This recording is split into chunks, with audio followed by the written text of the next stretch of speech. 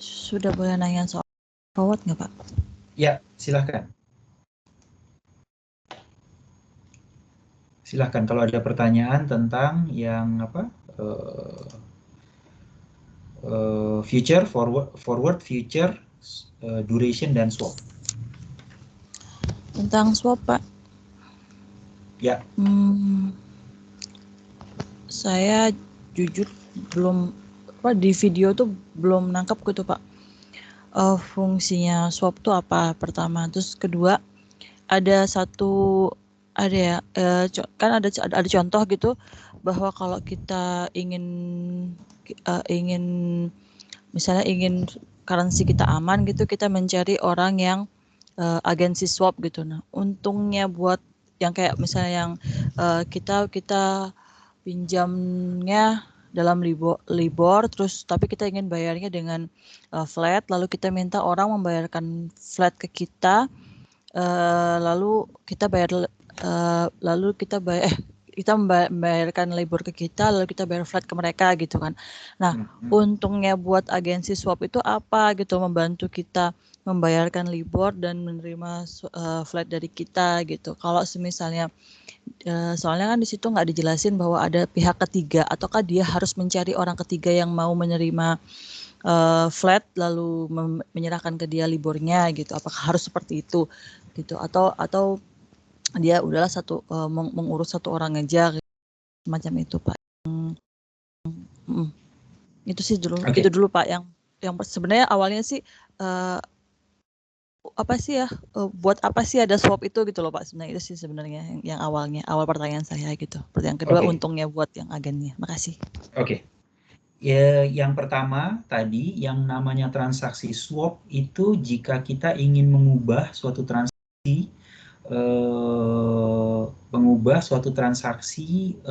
sesuai dengan preferensi kita, ya. Jadi dalam interest rate swap itu misalkan yang PT ABC gitu ya misalkan ya, dia membayar interestnya floating. Artinya kalau tingkat bunga naik, interest yang dibayarkan naik, kalau tingkat bunga turun, maka bunga yang dibayarkan turun. ABC nggak suka dia dengan membayar floating rate, maka dia ingin melakukan swap, menukar pembayaran yang tadinya menggunakan floating rate menjadi fixed rate. Itu dasar mengapa ABC melakukan floating. Sebaliknya juga bisa XYZ gitu misalkan, dia tadinya membayar bunganya dalam bentuk fix, tapi dia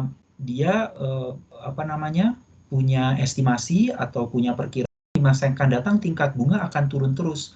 Kalau terus saya gunakan fixed rate untuk membayar tingkat bunga, sementara tingkat bunga itu akan turun, maka saya akan membayar tingkat bunga yang lebih tinggi dari yang seharusnya.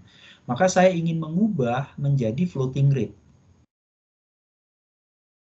Jadi kembali ke sama seperti yang transaksi keuangan yang lain, tergantung dari estimasi dan tergantung dari preferensi. Dari estimasi itu turunlah dia preferensinya apa. Jadi kalau misalkan estimasinya tingkat bunga turun, sementara dia sekarang fix, maka preferensi dia saya lebih suka menggunakan floating rate dibandingkan dengan fixed rate. Maka saya ingin mengubah pembayaran yang tadinya fixed rate menjadi floating rate. Sebaliknya ada juga perusahaan yang saat ini itu transaksinya menggunakan floating rate. Tapi karena prediksi ke depannya dia memperkirakan akan lebih menguntungkan jika menggunakan fixed rate. Maka saya ingin mengubah transaksi saya yang tadinya floating rate menjadi fixed rate. Nah, itu kalau contohnya tingkat bunga, floating dan fixed. Tapi bisa juga contohnya adalah foreign exchange, valuta asing. Pembayaran yang saya lakukan itu dalam valuta asing, US dollar gitu. US dollar nilainya bisa naik, bisa turun. Saya tidak ingin melakukan pembayaran dalam US dollar yang menyebabkan nanti cash flow saya yang dalam rupiah itu berfluktuasi. Sehingga saya ingin mengubah yang tadinya US dollar transaksinya menjadi rupiah. Maka saya melakukan swap tuh. Nah, sebaliknya ada juga perusahaan yang melakukan pembayaran dalam bentuk rupiah. tapi dia ingin sebenarnya pembayaran dalam bentuk US dollar gitu misalkan. Sehingga dia ingin mengubah yang tadinya transaksinya rupiah menjadi transaksi US dollar. Nah, bedanya apa kalau seandainya saya melakukan perubahan di awal dengan swap? Kalau tadi misalkan saya menggunakan meminjam uang saya dalam tingkat bunga floating, maka saya sudah terikat dengan perjanjian dengan pihak peminjam bahwa saya menggunakan floating rate gitu. Kalau saya ingin tiba-tiba di tengah memutuskan bahwa saya ingin fixed rate, maka saya nggak bisa mengubah kontrak itu dengan pihak yang ini. Ya kalau setuju yang meminjamkan saya. Kesepakatan kita di awal bentuknya floating rate. Maka gimana caranya supaya saya mengubah yang tadinya perjanjian floating rate menjadi fixed rate? Maka saya tidak mengubah perjanjian atau kontrak awal. Saya cari pihak lain yang mau tukeran.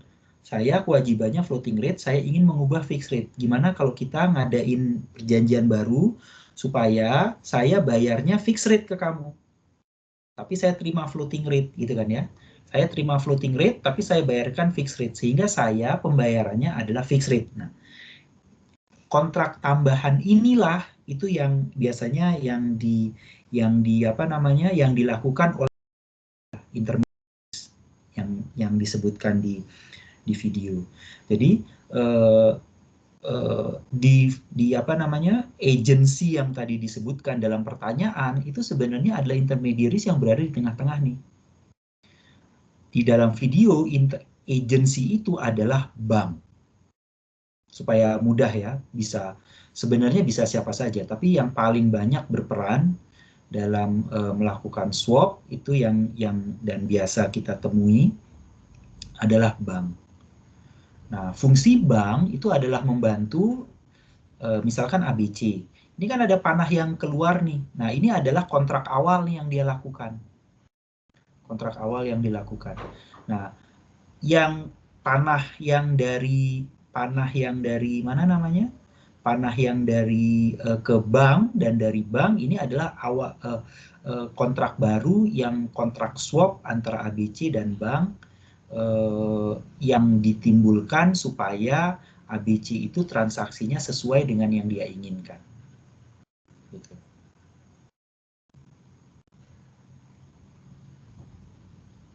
Pertanyaan 1 menjawab atau tidak? Kenapa ABC melakukan swap? Iya Pak. Terus kenapa banknya mau membantu swap Pak? Kan kadang-kadang merugikan gitu Pak. Kalau kita lihat dari contoh yang di sini, ketika bank membantu ABC dan bank membantu XYZ, mempertemukan kedua belah pihak ini untuk melakukan transaksi swap, bank itu mengambil fee dari sana. Mengambil fee dari sana dan dia mendapatkan keuntungan dari situ.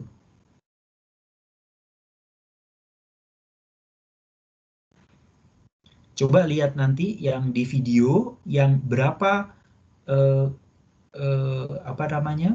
kelebihan yang diterima oleh bank. Kalau di sini kan ada plus 1,5, ini plus 2% ya. Plus 2% dari nilai transaksi. Artinya setiap kali ada pembayaran yang 1 juta US dollar, ada pembayaran 1 juta US dollar, bank itu dapat 2% dari sana, dia dapat 20.000.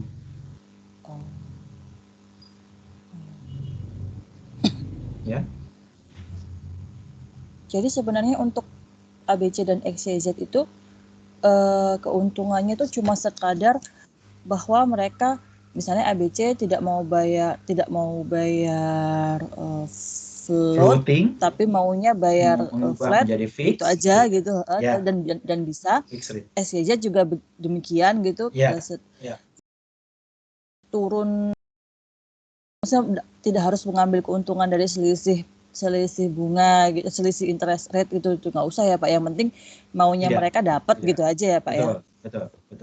Jadi tujuan dari swap itu adalah mereka tahu bahwa yang tadinya dia floating bisa diubah menjadi fix, yang fix dia menjadi floating gitu kan ya. Tapi mereka sadar bahwa ketika mereka melakukan swap tersebut ada sejumlah fee yang harus dibayarkan ke bank gitu. Kalau kalau dalam tingkat bunga memang fee ya, contohnya Iya. ya. Tapi kalau seandainya foreign exchange, valuta asing, itu biasanya selisih kurs yang diambil. Jadi misalkan kesepakatannya bukan di 14.500, tapi misalkan di 14.600 atau 14.700 gitu. Sehingga bank mengambil 200 atau 50 rupiah untuk setiap dolar yang diperjualbelikan gitu misalnya. Ya. Tapi bisa, mungkin gini Pak, mungkinkah kan ABC itu kan harusnya bayarnya float, tapi dia nggak maunya bayar flat. Ternyata float itu lebih fixed rate maunya gitu ya, maunya bayarnya fixed rate. Tapi ternyata setelah dia lakukan swap, ternyata yang float itu lebih murah gitu sebenarnya. Itu ada kemungkinan seperti itu ya Pak ya? Begitu dia melakukan swap dari floating menjadi fixed rate, maka perubahan floatingnya itu dia tidak lagi akan berpengaruh ke ABC di sini ya. Kenapa dia tidak akan berpengaruh lagi? Karena kalau dari transaksi ini ABC itu menerima floating dari bank kan ya di sini ya. Kan dia tanahnya masuk floating. Jadi ini mau naik ya berarti pembayaran dari bank akan naik. Kalau tadi misalkan lebih murah, misalkan turun 0,5%, maka bank akan membayarkan ke ABC akan lebih murah 0,5%. Artinya di sini ABC tidak lagi tidak lagi cash flow-nya terpengaruh dari kenaikan atau penurunan tingkat bunga karena floating. Mau naik setengah, mau turun setengah, yang dibayarkan oleh ABC sudah di cover oleh bank yang juga membayar floating ke ABC. Sehingga kalau LIBOR-nya naik, gitu misalkan ya, maka pembayaran bank ke ABC juga naik. Jadi ABC mau naik, mau turun, bukan risiko saya lagi. Gitu ya. Dan dia fix gitu. Seperti mata lah gitu. Oh ternyata bunganya turun, tau gitu floating aja gitu, nggak bisa kayak gitu ya Pak ya? Karena sudah tercover kan ya. Nah, tujuan awalnya bukan tadi mau taking profit kalau seandainya tingkat bunganya turun atau mau dia mengalami kerugian, malah justru tujuan utamanya adalah saya tidak mau tingkat bunga yang saya bayarkan itu float gitu. Justru itu yang jadi tujuannya ya. Saya mau pembayarannya adalah fix gitu. Saya maunya pembayarannya fix segini gitu. Ya. Jadi tidak seperti transaksi kayak call option atau forward gitu yang bisa milih gitu ya Pak ya. Iya. Ini enggak. Ya, paham Pak.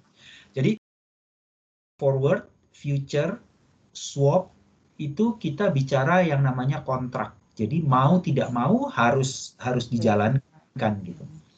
Beda dengan option yang punya pilihan. Kalau menguntungkan saya exercise, kalau rugi saya tidak exercise gitu. Ya. Terima kasih Pak. Ya.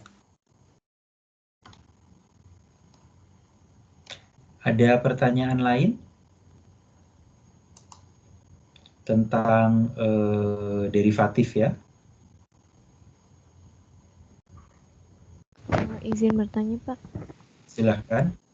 Itu yang terkait yang tadi ditanyakan Mbak Sari juga, saya masih agak ngawang. Itu kan kalau dari transaksi di situ kan ABC kemudian meminjam ke bank dengan bunga 10,5% gitu ya Pak ya? ABC ya. Kalau di sini kasusnya ABC itu membayarkan floating awalnya. Membayarkan, maksudnya bentuknya itu bunga gitu kan Pak ya? Betul. Bayar bunga atas pinjaman. Betul.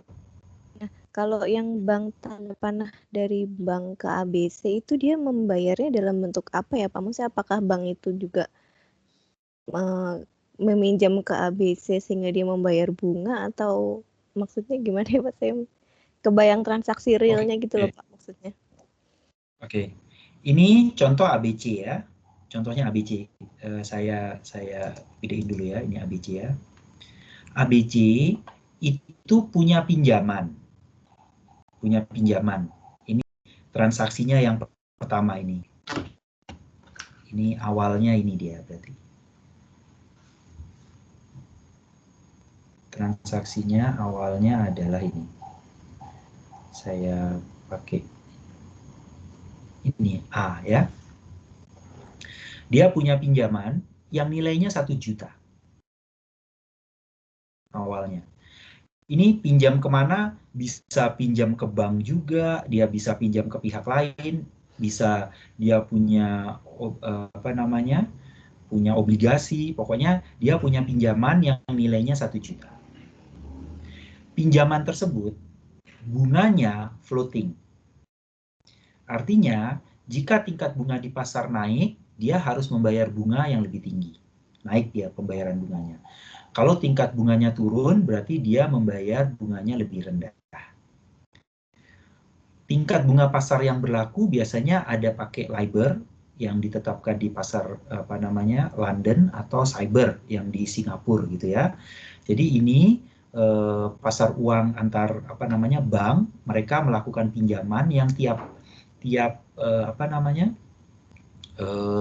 saat, tiap hari itu bisa berubah tingkat bunganya. Itu adalah tingkat bunga yang berlaku saat itu yang di pasar. Nah, dia mengambil patokan contohnya di soal adalah menggunakan LIBOR. Jadi kalau LIBOR menetapkan katakanlah 5% gitu misalkan hari ini, maka bunga yang berlaku untuk utang ABC adalah 5 plus 1. Berarti dia mesti bayar 6%. 6% kali 1 juta, berarti bayarnya adalah 60 ribu, misalkan seperti itu. Kalau misalkan LIBOR-nya naik menjadi 10%, karena kesepakatannya LIBOR 10 plus 1, maka 11% jadi 110 ribu yang dibayar bunganya. Gitu. Sampai situ jelas. Transaksi A dulu. ABC jelas. Punya utang yang nilainya 1 juta, yang membayar bunganya floating. Jelas. Sampai situ jelas ya? Oke.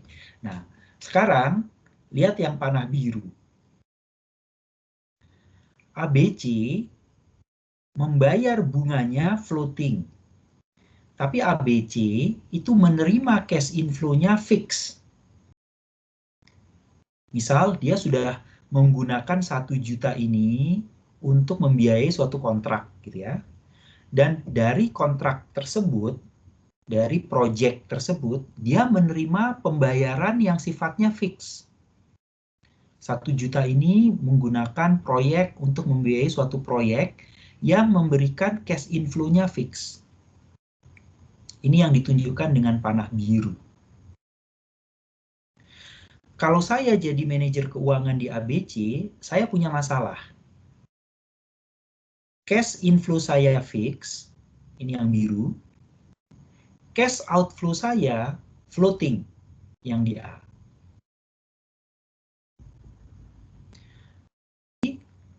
Kadang-kadang uang yang saya terima itu cukup untuk melakukan pembayaran bunga, kadang-kadang berlebih, kadang-kadang kurang.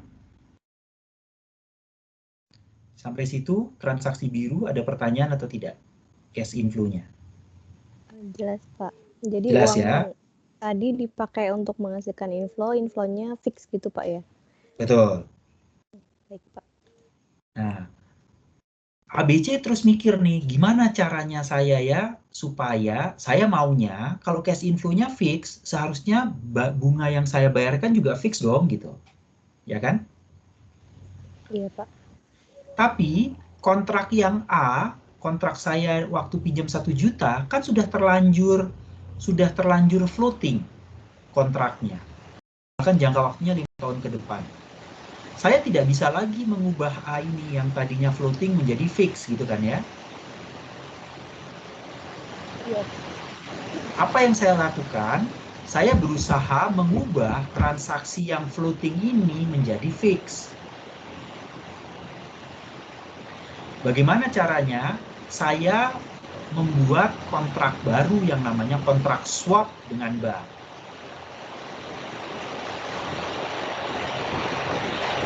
Janjiannya gimana? Saya sama bank, janjiannya gini nih. Saya akan bayar ke bank bunganya fix. janjiannya. Bank akan membayarkan ke saya bunga dalam bentuk floating.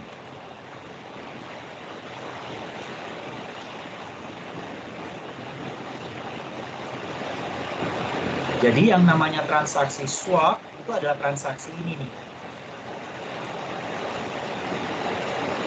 Ini transaksi swapnya nih. Ini saya tulis B. Jadi transaksi B adalah transaksi swap. Di awal definisi swap yang namanya tukeran itu atau pergantian atau exchange itu kan selalu ada dua transaksi yang berkebalikan. Nah, di sini transaksi yang berkebalikannya adalah bank membayarkan bunga dalam floating ke saya membayar ke bank dalam bentuk fix.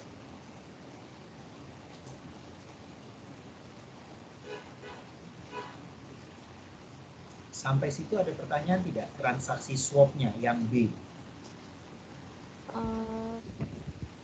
Si bank kenapa dia membayarkan bunga ya Pak? Kalau ABC kan saya nangkapnya mungkin karena dia berhutang kemudian membayar bunga. Oke. Nah, si Lihat banknya sekarang ya. Nah, sekarang lihat cash flow-nya. Berarti ABC membayarkan floating dari bunga yang 1 juta kan ya? Iya Pak. Ya. Jadi kalau LIBOR-nya 10%, maka bunga yang dibayarkan oleh ABC adalah 10 plus 1%, 11% dikali nilai utang pokoknya 1 juta. Artinya ABC akan membayar bunga sebesar 110.000. Itu ke Sampai pihak sini, yang entah siapa tadi itu kan ya Pak ya? Ya, pokoknya dia ke bank lain atau ke pihak yang memberi utang gitu ya. Iya Pak. Bayar bunganya 110.000, gitu kan ya? Iya Pak. Oke. Kalau misalkan bunganya jadi 8%, berarti 8 plus 1 jadinya 9% kan? Bunga yang harus dibayar. Iya. 9% kali 1 juta, 90.000. Turun nih pembayaran bunga berikutnya. Karena bunga LIBOR-nya turun yang tadinya 10 menjadi 8, maka bunga yang dibayarkan jadinya 90.000. Kalau tingkat bunga naik lagi menjadi 12%. 12 plus 1 kali 1 juta, 13%, 130, naik lagi bunganya 130.000. Iya. Gitu ya. Jadi setiap kali bayar bunga, misalkan ini pembayarannya tahunan. Berarti tahun ini dia bayar 110. Tahun depan dia bayar 90. Tahun depannya lagi dia bayarnya 130.000 gitu misalkan. Artinya setiap tahun yang dibayarkan kan beda-beda. Iya. Sampai situ jelas? Jelas Pak. Sementara misalkan 1 juta ini dia invest di project yang memberikan return 10% fix. Artinya dia akan dapat tiap tahun 100.000. Iya. Fix. Jadi kalau misalkan bunganya yang mesti dia bayar 110, dia dapatnya 100.000, berarti dia mesti nambah dong, kurang dia berarti 10.000. Iya. Tahun depan, waktu bunga turun 90.000, dia dapat 100.000, dia punya kelebihan 10.000. Tahun depannya lagi, ketika bunga naik, bayar 130.000, dia mesti bayar 100.000, maka dia kekurangan 20.000. Gitu ya? Iya. Apa yang ABC lakukan? Dia janjian sama bank. Saya bayarnya fix deh ke bank. Yang nilainya 10,5% bunganya. Artinya kalau 10,5%, saya janjian sama bank bayarnya 105.000 per tahun.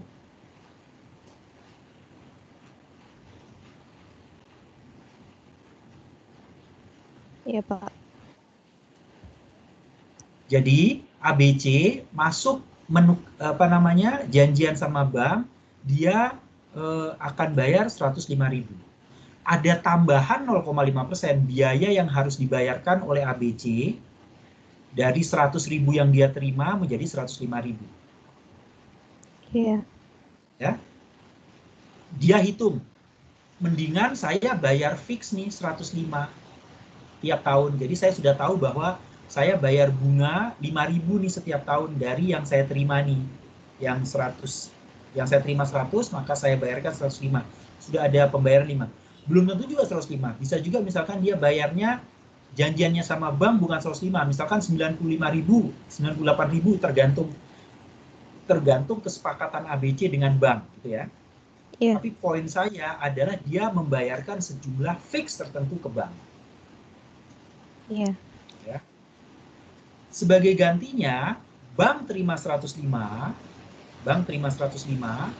tapi dia bilang ke ABC, saya akan memberikan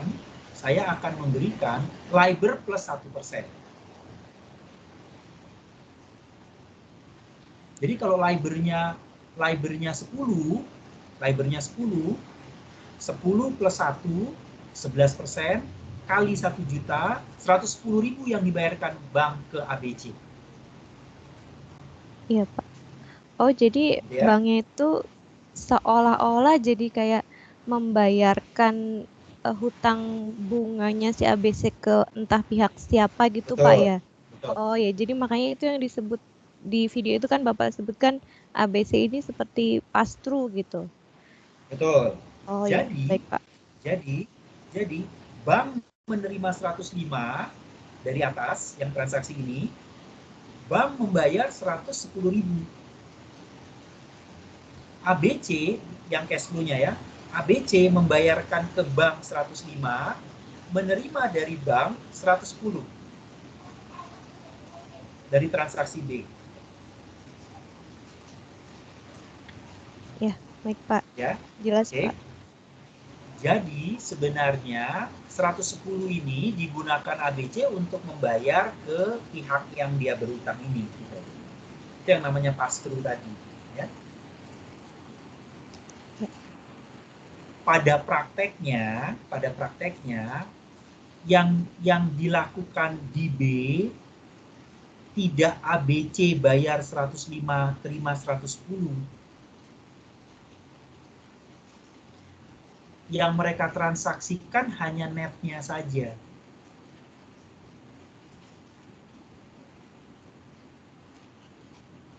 Bisa mengerti? Ngapain ABC transfer 105 ke bank, terus bank ngasih 110 ke ABC? Kan cukup sebenarnya banknya ngasih aja 5.000 ke ABC. Ya tidak? Iya Pak. Ya. Jadi sebenarnya di transaksi realnya, ABC tidak transfer 105.000 ke bank tidak mentransfer 110.000 ke ABC. Tinggal netnya aja. ABC bayar 105, terima 110, berarti ABC mesti terima 5.000, banknya ngasih 5.000 di sini. Ya. Kalau tingkat bunga naik, tingkat bunga turun menjadi 90.000 gitu kan. Artinya bank kan ngasih 90.000 ke ABC bayar 115 ke bank gitu kan ya. Iya. Netnya kan cuma 15.000 sebenarnya. ABC transfer 15.000 ke bank gitu sebenarnya. Ya. Iya Pak. Gitu. Nah, sebenarnya misalkan kembali yang ke 110 tadi. 110 bank kan bayarnya 5.000 ke ABC. Iya. Ya. ABC menggunakan 5.000 itu, dia tambahin ke 105 ini yang tadi yang dia yang dia ini janjian dikasih ke bank, 105 kan nggak ditransfer nih. Yang 105 ini kan sebenarnya nggak ditransfer ke bank, tapi kan bank bayar 5.000 ke ABC. Iya. Karena ABC masih punya 105 ditambah 5.000 yang diterima di bank, artinya ABC punya 110.000 kan sekarang yang digunakan untuk membayar bunga yang 110.000 ini. Iya, Pak. Ya. Artinya setiap tahun ABC hanya menyediakan 105 aja. Kalau tingkat bunga naik, maka kekurangannya bank yang akan menambahkan ke sini. ABC akan bayar ke pemberi utangnya sejumlah tertentu yang sesuai dengan tingkat bunga. Tapi kalau misalkan tingkat bunga turun, maka 105 ini sebagian, karena kelebihan kan berarti 105 ini ada yang dibayarkan ke bank, sebagian ada yang dibayarkan ke sini. Tadi contohnya misalkan bunganya 98%. Tambah 1% berarti 9%. Berarti ABC mesti bayar ke sini 90.000 gitu kan ya. ABC punya 105. Maka dari 105 ini 90 digunakan untuk bayar ke pemberi utang. Masih sisa 15 kan? 15-nya dia transfer ke bank.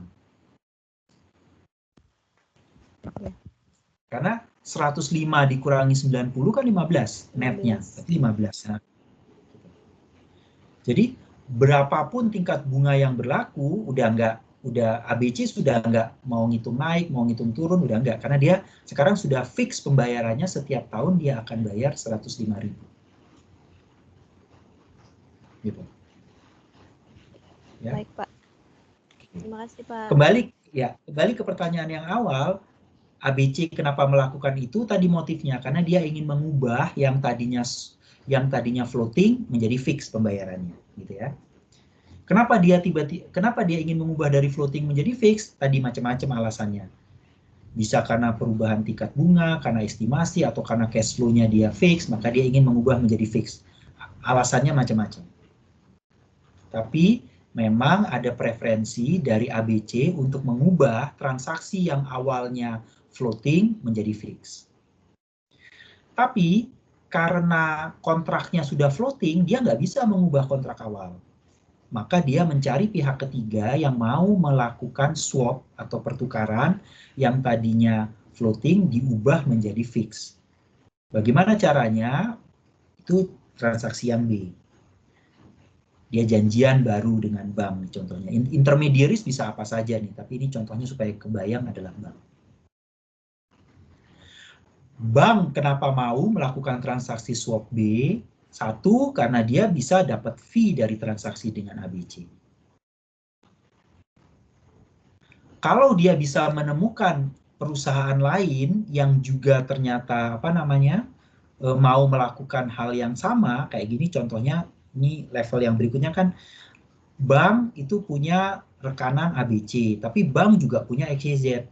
Kebetulan ini kebetulan aja ya, utang XYZ dan ABC sama-sama 1 juta. Pada kenyataannya belum tentu. Bisa beda nih ya. Tapi bank itu pinter-pinternya bank untuk menemukan atau mematching atau menggabungkan beberapa transaksi supaya match jadinya. Ini kebetulan supaya simplifikasi, supaya lebih mudah, sama-sama 1 juta. Dan kebetulan ABC kan maunya fix. XYZ maunya floating. Gitu. Sehingga bank bisa mendapatkan, jadi tadi saya contohkan dari ABC dia dapat fee nih. Dari XYZ dia juga bisa dapat fee. Dan kalau dia menggabungkan, ini contohnya ya, ini bank bisa dapat tambahan 2% nih fee dari transaksi yang dilakukan terhadap ABC dan XYZ. Dari ABC dia dapat tambahan 0,5% fee-nya, dari XYZ dia dapat fee 1,5%. Sehingga bank dapat fee 2%.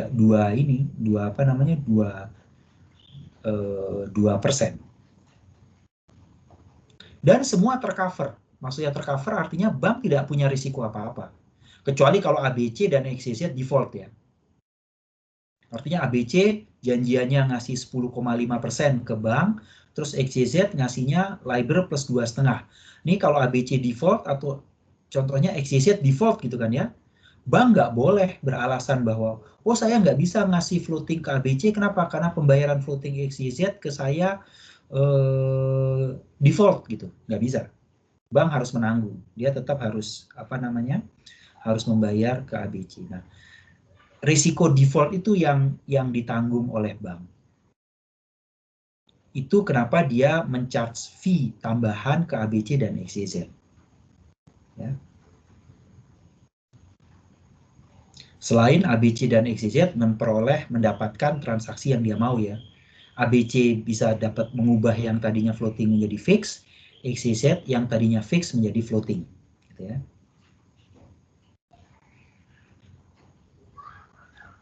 Ada pertanyaan atau tidak?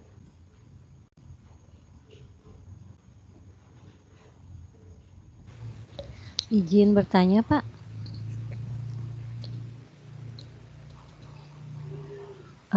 Izin, Pak.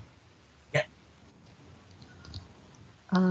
Berarti kalau untuk transaksi swap ini, bank itu udah harus pasti punya match-nya gitu ya Pak? Maksudnya ABC, dia udah pasti harus punya temannya XYZ dulu gitu. Jadi bank bisa nggak maksudnya menolak, oh saya nggak bisa nge-swap nih karena nggak ada temennya gitu, atau bank emang pasti menerima sebagai agen gitu Pak? Oke. Atau harus ada teman? Ya. Apa namanya? Kalau bank ingin dia resikonya lebih kecil, artinya dia tercover. Jadi apa namanya? Kalau di sini kan kelihatan ya, dia cash flow-nya kan bank bayar ke ABC floating. Dari mana asalnya? Oh, karena XYZ bayar ke bank floating nih, gitu. Kemudian bank bayar ke XYZ fix. Dari mana sumber dia bayar fix yang 10% ini? Karena bank menerima dari ABC fix 10,5%. Jadi, kalau seandainya bank itu ingin risikonya turun dalam cash flow ya, karena dia apa namanya? Semua cash outflow-nya itu sudah tercover dengan cash inflow-nya, maka dia harus punya match transaction. Dalam hal ini transaksi ABC itu di match dengan transaksi XYZ gitu ya. Bisa juga tidak harus jumlahnya match. Katakan ABC 1 juta, XYZ cuma 250 XYZ. Tapi ada perusahaan DEF yang nilainya 750. Sehingga XYZ yang 250 ditambah DEF yang 750, toh match juga kan, sama-sama 1 juta. Gitu. Tapi tiap-tiap transaksi bisa beda-beda. Nah, kalau dia mau cover, artinya mau mengcover cash flow-nya supaya risikonya lebih rendah, dia harus mencari match-nya. Tapi tanpa match pun sebenarnya nggak apa-apa Bang. Jadi tidak ada XYZ gitu misalkan ya, XYZ-nya nggak ada. Bank langsung janjian dengan ABC. Bisa saja. Bank akan mencharge fee ke ABC. Fee itu dihitung dari risiko kalau seandainya transaksi, ini kan berarti bank akan tanpa yang XYZ ya, tanpa yang XYZ, berarti bank itu akan menanggung risiko dia akan membayar cash flow dalam jumlah floating. Kenapa? Karena dia janjiannya ngasih ke ABC kan floating sebagai ganti yang fix yang diterima dari ABC. Itu artinya bank bersedia menanggung risiko membayar sejumlah uang yang floating ke ABC gitu. Untuk risiko tersebut, bank biasanya akan mencharge fee tertentu kepada ABC. Oke, saya mau menerima, tapi fee yang harus dibayarkan sejumlah sekian. Kenapa fee dibayarkan sejumlah sekian? Karena saya punya risiko nih. Risikonya adalah risiko saya harus menanggung tingkat bunga yang floating sekarang. Gitu.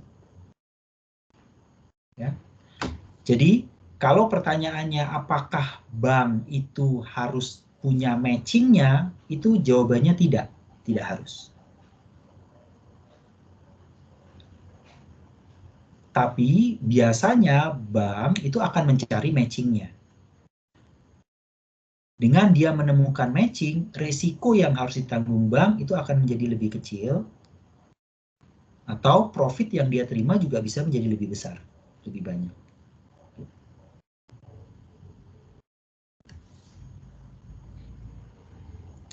Apakah menjawab penjelasan saya? Iya Pak, sudah Pak. Ya. Terima kasih Pak. Oke. Ada pertanyaan lain? Izin tanya Pak, maaf. Silakan. Terkait tadi Bapak sampaikan bahwasanya yang dalam kasus ini ketika labor itu berubah, rate-nya itu selalu direkam terus ya Pak, meskipun endingnya itu kan pasti akan saling meng-hedge gitu kan Pak, saling offset. Nah, terus setiap pergerakan itu terus direkam atau off the record Pak? Jadi dalam kontrak biasanya dalam perjanjian disebutkan.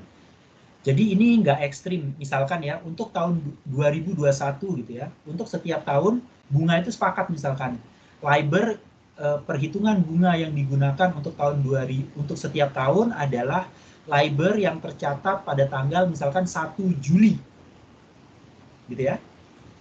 Maka yang dicatat itu bukan setiap hari. Jadi untuk tahun 2020 bunga yang dibayarkan di Desember gitu misalkan menggunakan tingkat bunga LIBOR, patokannya adalah LIBOR pada tanggal 1 Juli. Jadi kalau 1 Juli, LIBOR-nya berapa? 10% gitu misalkan. Maka itu yang dipakai. Nanti untuk bunga yang dibayarkan di Desember 2021 menggunakan patokan LIBOR per tanggal 1 Juli 2021. Gitu misalkan. Ya. Siap Pak, terima kasih Pak. Jadi memang tetap tercatat, tapi tercatatnya pada tanggal tertentu sesuai dengan kesepakatan di kontrak. Mau pakai LIBOR tanggal berapa gitu bisa. Ya. Biasanya sih yang kalau misalkan bayar bunganya tahunan yang dipakai misalkan di akhir Desember gitu bayarnya ya. Berarti LIBOR yang dipakai biasanya adalah yang pertengahan tahun per 1 Juli gitu misalkan. Atau kalau bayar bunganya 3 bulanan berarti yang dipakai adalah di tanggal-tanggal tertentu tiap 3 bulan. 1 April gitu misalkan. 1 April adalah LIBOR yang dipakai untuk pembayaran di tanggal berapa ya? April, Mei, Juni, per 1 Juli gitu misalkan bayarnya. Nanti 1 Juli dipakai untuk pembayaran yang September gitu. Nanti tanggal 1 September yang dipakai untuk bayar Desember. Biasanya kayak gitu. Baik Pak.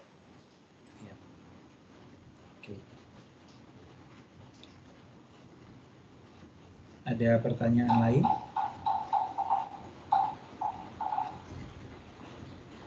Pak, izin nanya Pak. Silakan.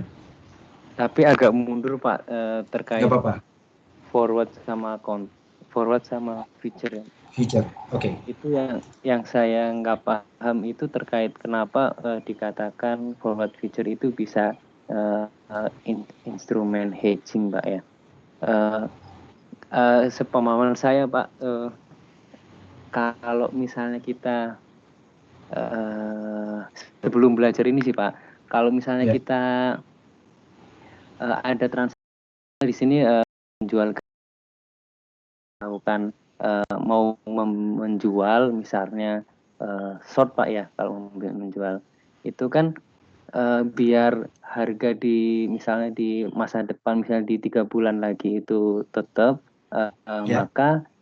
maka dia melakukan katakanlah feature Pak, membeli feature. Nah, terus di dalam feature sendiri itu kan ada harganya Pak ya. Ya.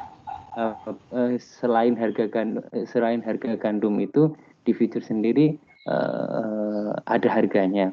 Nah, yang saya pertanyakan kenapa dikatakan ini sebagai alat hedging yang pada kenyataannya setiap itu di contoh itu kan setiap hari Pak ya, atau setiap tanggal transaksi itu, setiap tanggal feature itu misalnya setiap hari dia harus mark to market gitu ya. Ya, mark to market Pak. Kalau misalnya nilainya misalnya di atas gitu, di atas kan calon penjual ini kan kayak membayar kan Pak ya. Betul, karena dia rugi. Nah, kayak membayar. Jadi saya nggak maksudnya gini, kenapa sudah ditetapkan di awal untuk harga misalnya 3 bulan lagi udah difikskan dan dia udah membayar feature-nya dan untuk harga yang di atas itu malah dia ngeluarin cash lagi gitu Pak lah. Ya. Nah, terus Hedgingnya di mana? Hedgingnya di mana ya? Kecuali kalau misalnya dia udah kontrak, terus future, terus sekali membayar future itu tahu-tahu di 3 bulan lagi kejadian berapa, terus bayar sesuai dengan nilai future tanpa mempertimbangkan yang setiap hari ini, Pak. Mas, kenapa udah bayar fee-nya kok masih tetap mempertimbangkan ini, Pak, maksud saya, Pak? Dia harus ngasih uang atau terima uang, ada pembayaran lebih atau kurang gitu kan ya? Kan dia udah padahal udah di awal udah kesepakatan, udah harganya segitu gitu kan ya? Iya Pak, itu Pak. Terima kasih Pak. Oke. Jadi background, apa latar belakangnya? Sebagai petani, kalau harganya apa namanya, harganya turun, maka dia mengalami kerugian. Jadi kalau harga di pasar itu turun, maka dia mengalami kerugian. Kenapa? Saya sebagai petani yang gini ya, misalkan hari ini harga gandum 4,08 hari ini.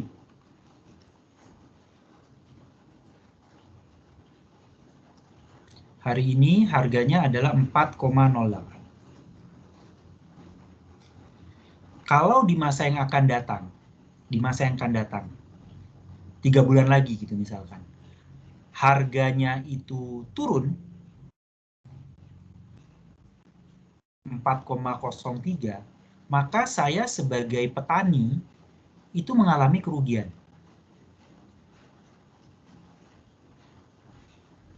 Saya kalau jual sekarang dapat 4,08.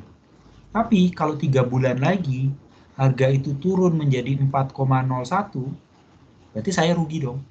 Saya mengalami kerugian. Tapi kalau 3 bulan lagi harganya naik 4,12, saya akan mengalami keuntungan.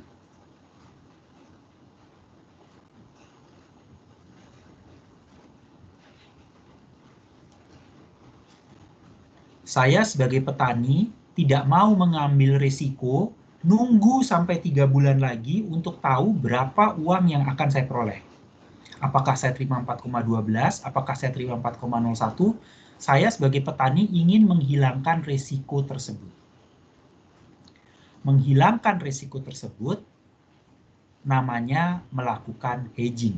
Saya ingin risiko tersebut hilang.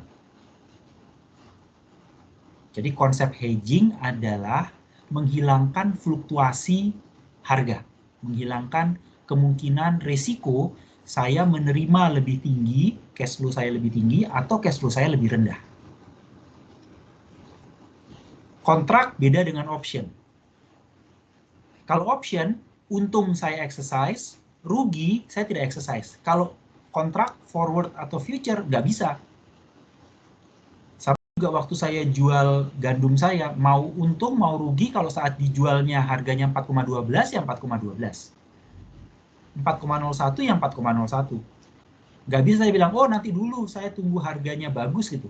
Kan kontraknya sudah ada bahwa 3 bulan lagi dia harus menyerahkan atau menjual gandumnya, gitu kan ya. Nah, pertanyaannya adalah bagaimana saya menghilangkan kemungkinan perubahan harga ini.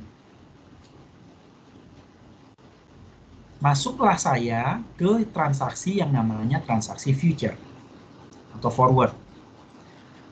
Saya masuk transaksi future atau forward di harga 4,07 hari ini ya.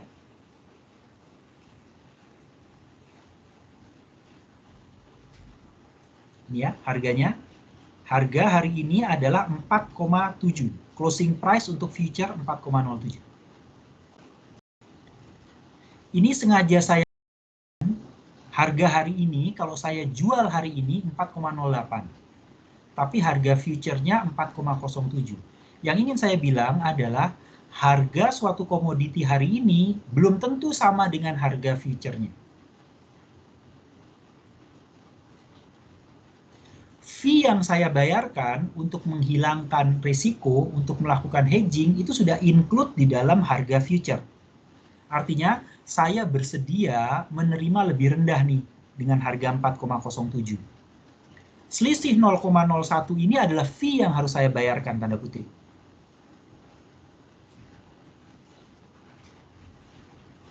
Oke, saya mau menerima kepastian saya akan terima 4,07 gandum yang saya jual, dibandingkan nih nanti 3 bulan lagi saya terimanya 4,12 atau 4,01.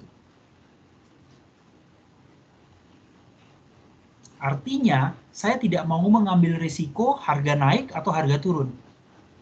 Tapi untuk menghilangkan risiko tersebut, ada harga yang harus saya bayarkan, ada cost yang harus saya bayarkan.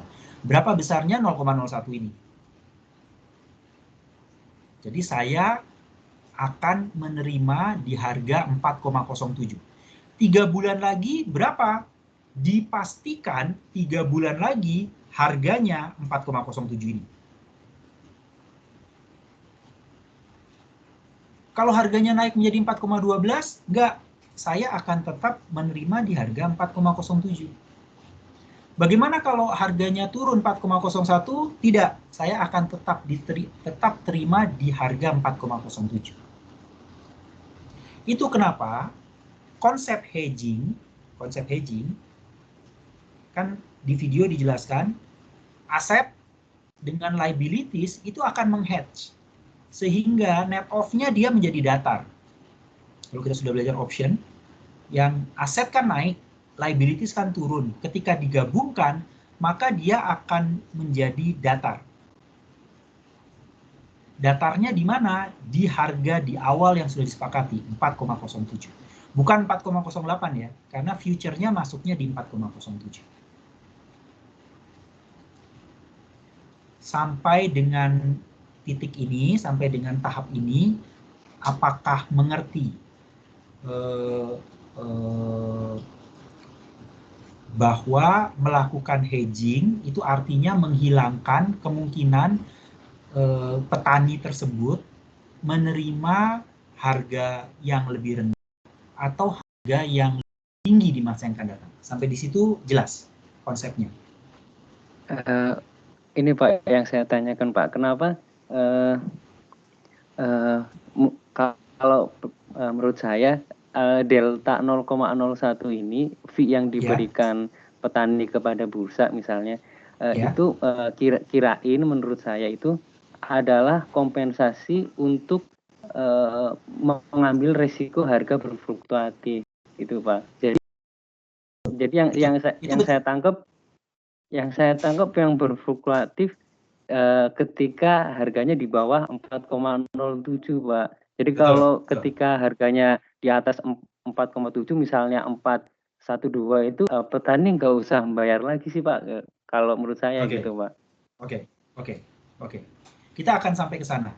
Tapi pertanyaannya adalah apakah mengerti bahwa di awal petani itu masuk future karena dia ingin dapat fix 4,07.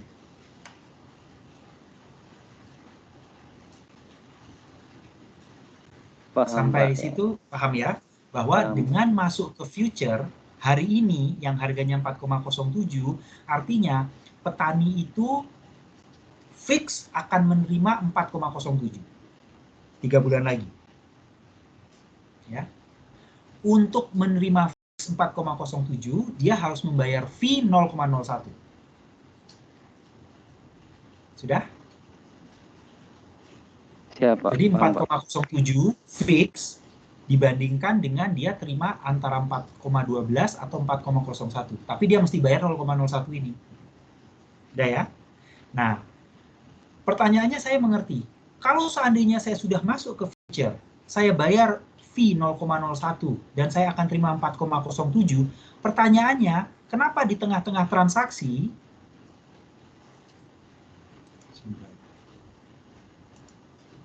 di tengah-tengah transaksi, saya mesti ada yang bayar 0,02, terima 0,02, bayar 0,07, terima lagi 0,02, bayar terima 0,04. Pertanyaannya itu kan ya. kenapa di tengah-tengah saya mesti ada yang saya bayarkan atau yang saya terima, padahal di awal saya sudah sepakat nih bahwa saya akan terima 4,07 dan saya bayar fee 0,01. Itu kan ya pertanyaannya ya? Iya, Iya Pak. gitu ya? Iya, Pak. Maunya saya sih ketika harga naik, ya saya nggak perlu bayar, Pak. Tapi ketika harga turun, bursa bayar saya gitu, Pak, maunya, Pak. Karena saya udah membayar kompensasi 0,01 gitu, Pak. Oke. Ya. Nah, untuk sebelum menjawab itu, saya lihat mekanisme yang namanya mark to market, gitu kan ya? Mark to market itu artinya setiap kali ada perubahan harga, maka saya sebagai yang punya future itu harus mengubah harga referensi yang tadinya 4,07 yang saya sepakati di awal sesuai dengan harga terbaru, harga terkini, gitu kan ya? Iya, Pak. Gitu ya. Nah, kalau posisi short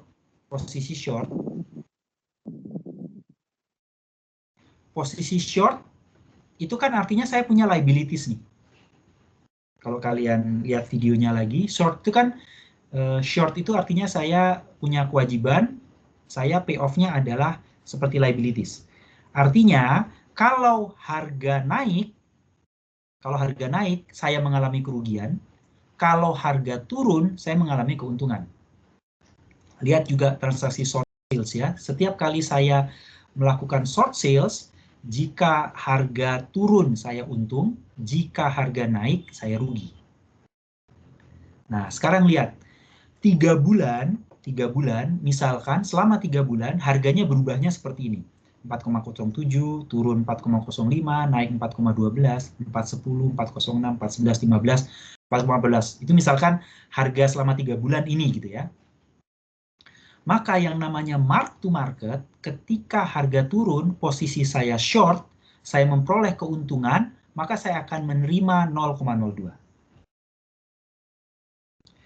Kalau harga naik dari 4,05 ke 4,12, saya mengalami kerugian, saya mesti bayar 0,07. Berikutnya, terjadi perubahan harga lagi, maka dari 4,12 ke 4,10, kalau short, harga turun, saya memperoleh keuntungan, saya menerima cash sebesar 0,02. Demikian seterusnya, sampai dengan akhir bulan ketiga, harganya 4,14 ternyata.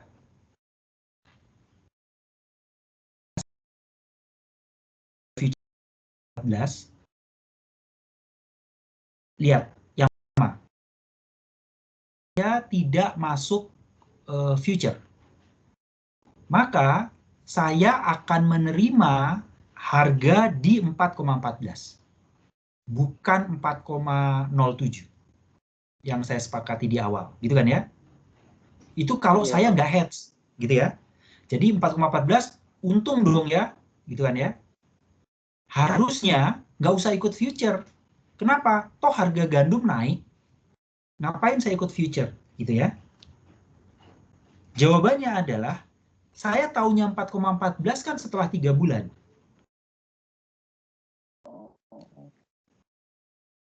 Sementara saya melakukan hedging saat ini nih, di T0, bukan di T3, 3 bulan lagi tidak, tapi di sekarang.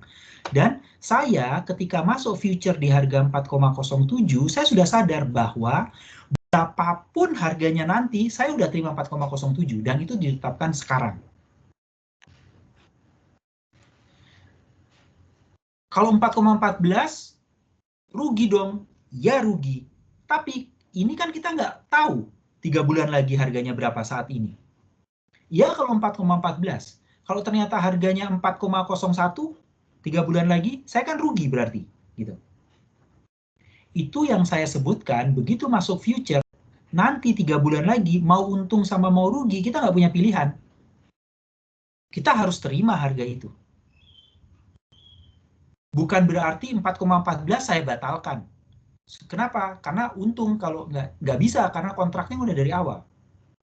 Dan tujuan saya kalau melakukan hedging bukan memperoleh keuntungan. Kalau ada underlying-nya ya. Karena saya ingin menghilangkan risiko. Saya menerima harga yang sudah ditetapkan sekarang di harga 4,07. Sampai situ jelas nggak konsep kalau dia tidak hedging? Iya Pak. Nah, Sudah sekarang, terjawab Pak berarti Pak. Nah, sekarang saya ngomong, ya gimana? Pak, konfirmasi Pak, mohon konfirmasi. Jadi kalau misalnya suatu saat ternyata harganya itu 4,14 dan saya kan udah melakukan feature itu ditetapkan 4,07. Artinya kan saya mau nggak mau harus 4,07. Artinya di sini saya rugi kan Pak ya. Di saat titik ujung di sana itu saya rugi dan kerugian itu sebenarnya apakah kerugian itu sebenarnya disebar ke hari-hari sebelumnya gitu Pak? Bisa dikatakan begitu nggak Pak? Ya, betul. Betul. Siap. Itu kenapa perhitungan yang merah di bawahnya itu perlu perhitungan mark to market. Gitu ya. Pak. Paham Pak, siap.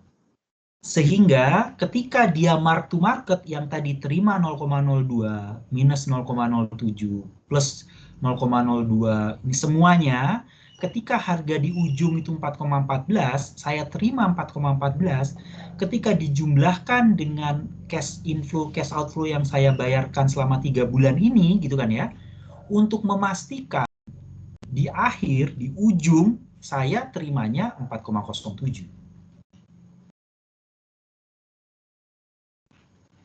Jadi bisa melihat apa hubungan saya mesti bayar di tengah-tengah ini dengan hasil akhir yang 4,07 ini. Iya Pak, paham Pak sekarang Pak. Siap. Sehingga berapapun harga akhirnya ini kalau mau dipanjangin ya ini kan untung yang 4,14. Kalau misalkan 4,01 atau 3,89 di ujungnya gitu kan ya. Coba dipanjangin lagi. Maka hasil akhirnya akan tetap sama.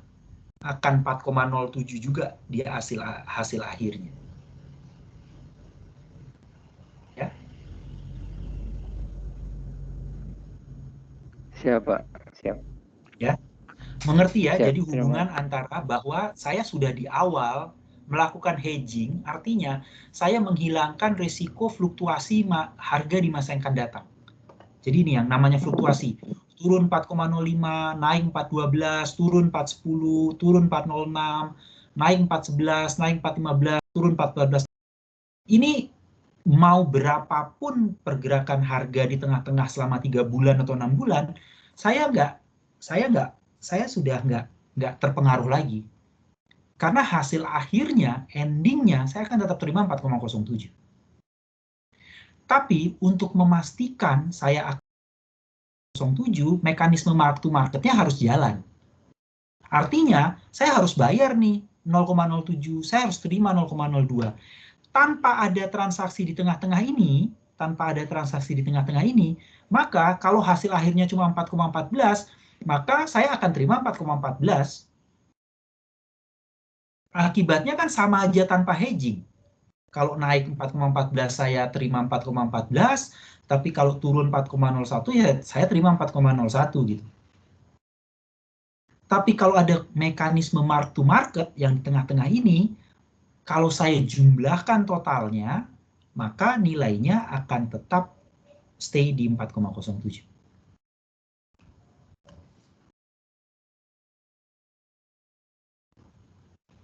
Ada pertanyaan? Sudah Pak, sudah paham Jelas ya? Jelas ya? Jadi kalau mekanismenya yang namanya hedging harus mark to market justru. Jadi karena tadi pertanyaan, kan saya sudah bayar fee di depan 0,01. Nomor 1, nah fee ini belum tentu dalam bentuk cash ya, beda dengan option. Kalau option kan saya membayarkan option itu dalam jumlah tertentu. Tapi kalau future, swap kayak gitu misalkan yang tadi, belum tentu ada fee yang dibayarkan. Biasanya fee-nya itu embedded di dalam pricing-nya. Kayak tadi, saya terimanya bayarnya 10,5%. Artinya fee banknya fee dari bank itu di-charge ke tingkat bunganya.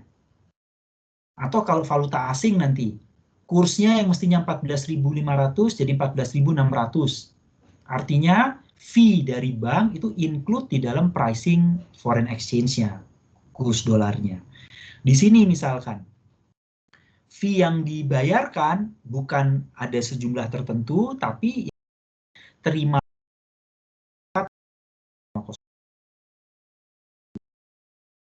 saya ada cost-nya 0,01 yang saya bayarkan. Tapi ini bukan include di dalam fee transaksi, tidak, tapi dalam pricing-nya. 4,07 yang saya akan terima. Itu yang pertama. Kemudian menjawab yang kedua, kenapa saya sudah bayar fee di awal, kenapa di tengah-tengah? Di tengah-tengah saya mesti melakukan bayar sama terima uang lagi, seharusnya kan tidak, gitu kan ya. Atau kalau misalkan rugi saya yang terima, kalau untung saya kalau rugi saya yang terima supaya tetap gitu. Nah, justru harus melakukan cash flow ini supaya di akhir, di endingnya, setelah semua dijumlahkan, jumlah yang saya terima itu sesuai dengan kesepakatan awal ya ini. Gitu.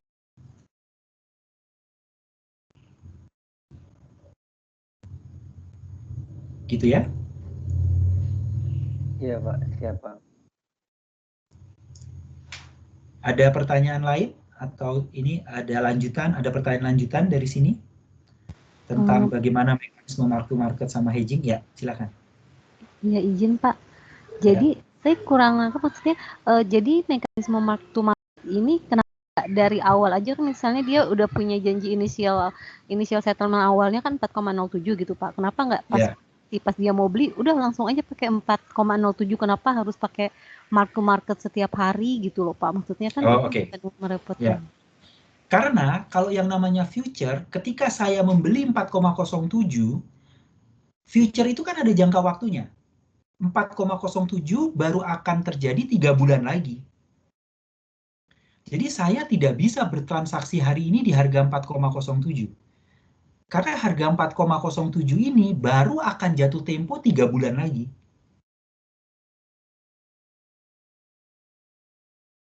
Sehingga selama 3 bulan itu, saya harus terus ikut konsep proses mark to market yang di pasar future ini. Supaya nanti di akhir bulan ketiga, saya akan terima 4,07. Contoh ya, janjian forward dengan bank. Saya 3 bulan lagi akan menerima, kalau forward kan nggak ada mark to market ya, tapi ini supaya gampang. Saya 3 bulan lagi, ini hanya contoh. Saya 3 bulan lagi janjian sama bank. Ini 0, ini 3. Akan beli $1 di harga 15.000. Kalau yang disebut dengan forward transaction, 15.000 ini ditetapkannya sekarang. 15.000. Ini yang kalian lihat nih, 4,07. Ini yang kalian lihat, 15.000.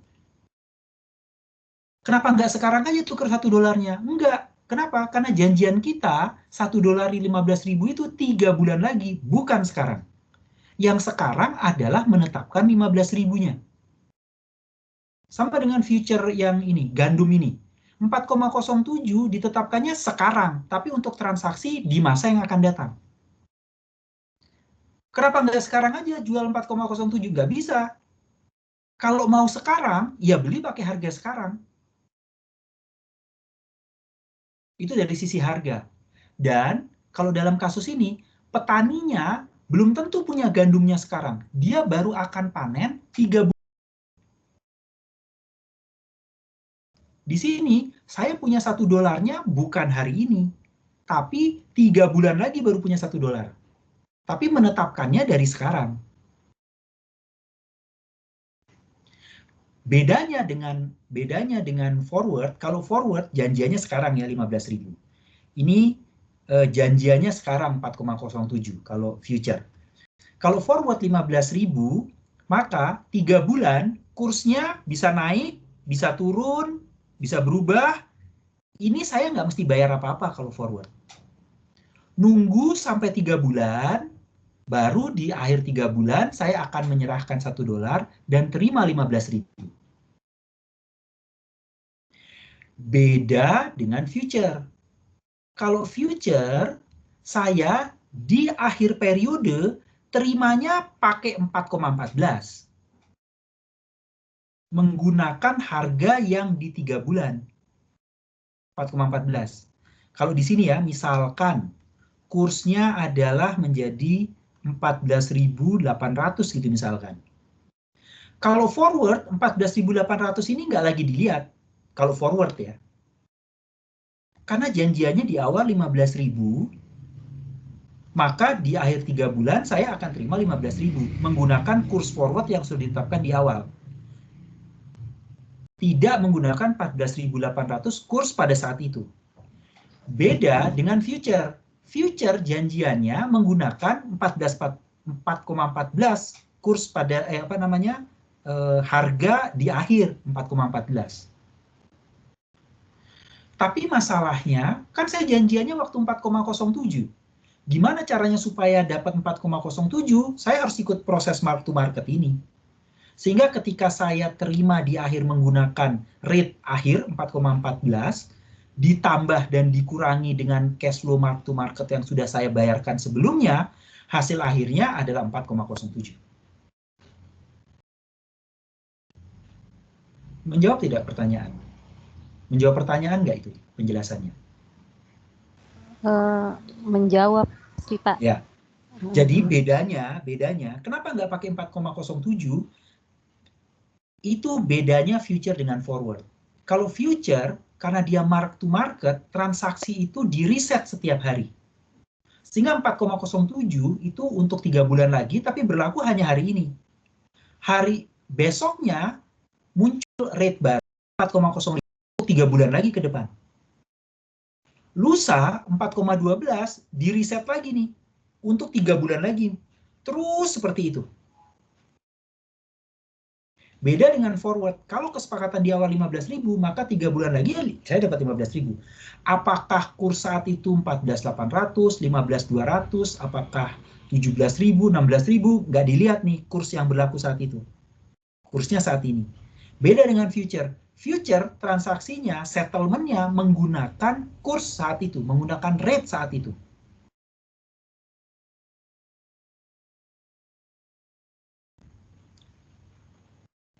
Bagaimana caranya supaya dia tetap 4,07 sementara rate-nya berubah-berubah? Maka harus plus minus dengan mark to market. Sehingga endingnya, kalau walaupun saya terima ini kan, terima 4,14 kan ini. Kenapa 4,14? Karena pada waktu settlement terakhir future-nya di 4,14. Saya terimanya 4,14.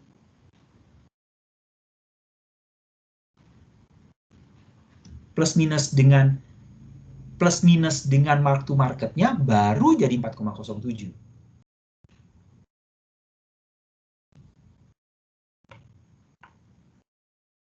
Ada pertanyaan? Pak, ya. Ini berarti memang sudah bisa dibilang mekanisme future ya akan seperti ini gitu ya, Pak ya? Betul. Betul. Mungkin tadi itu maksudnya, maksud teman-teman itu mungkin begini Pak, istilahnya kan kita di awal itu sudah tanda tangan kontrak di 4,07, terus katakanlah ada fluktuasi ini Pak, harga pasar ya Pak ya. Tepat sebelum kita exercise, misalnya di angka terakhir itu kan 4,14 ya Pak ya. Betul. Yang kalau di contoh Bapak berikan ini. Nah ini kan kalau misalnya langsung dibandingkan 4,07 dengan 4,14, men-skip semuanya Pak ya. Akhirnya ngapain pakainya 4,14, terus akhirnya karena ada plus 0,7-nya, seharusnya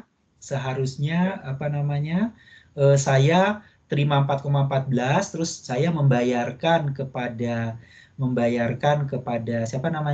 ke bursanya 0,07 gitu kan ya mestinya ya. Iya, mungkin seperti itu tadinya mungkin maksudnya Pak. Iya Pak. Ya. Itu makanya tadi yang pertama, siapa yang nanya pertama itu? Jadi 0,07 selisihnya yang di awal dengan di akhir itu di-set selama periode ini nih sebenarnya. Iya. di spreadnya 0,07 itu lewat mekanisme mark to market tadi gitu. Memang sudah mekanisme ya Pak ya, seperti itu Ya, ya. betul. Ya. Siap, terima kasih Bapak. Ya. Ya. Ada pertanyaan yang lain? Maaf Pak, mau tanya. Ya, silakan. Terkait dengan future dan forward ini, berarti Ya. kalau forward itu kan tadi kita bayarnya di akhir gitu ya Pak, di waktu yang Betul. dijanjikan gitu Pak ya. Ya. Sedangkan kalau future ini kan dia seolah kayak, kalau saya ngeliatnya kayak nyicil gitu, toh pada Betul. akhirnya yang total yang dikeluarkan juga sama gitu. Nah, Betul. apakah Betul. ini kemudian juga bisa jadi alat pertimbangan untuk perusahaan, misalkan, oh mungkin saya akan kewalahan kalau saya harus ngeluarin atau apa ya, menyesuaikan kas saya dengan perubahan harga itu tadi, misalkan dari 4,7 kemudian 4,05, nah misalkan saya mungkin agak kerepotan dengan arus kas saya, terus saya mungkin akhirnya pilihnya forward kontrak aja gitu, apakah itu bisa dipakai juga untuk pertimbangan? Jadi kalau pertimbangan awal, kapan pakai forward, kapan pakai future, kita kembali ke alasan pakai ini yang apa namanya, kapan pakai forward, kapan pakai future gitu kan ya. Di sini kan di awal kan ada kan ya,